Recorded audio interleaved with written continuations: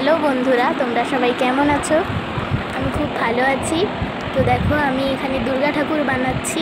এটা আমি অনেক দিন আগেই বানিয়েছিলাম, মা সেটা ইউটিউবে ছেড়েছে। কিন্তু আমি কিভাবে বানালাম সেটা এখন তোমাদের সঙ্গে শেয়ার করছি। আমি এখন ঠাকুরের রং করছি।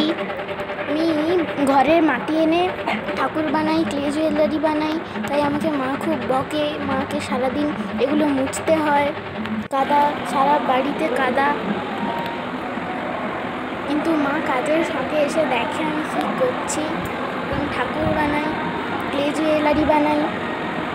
মা ভিডিও করে আর তোমাদের সঙ্গে শেয়ার করে।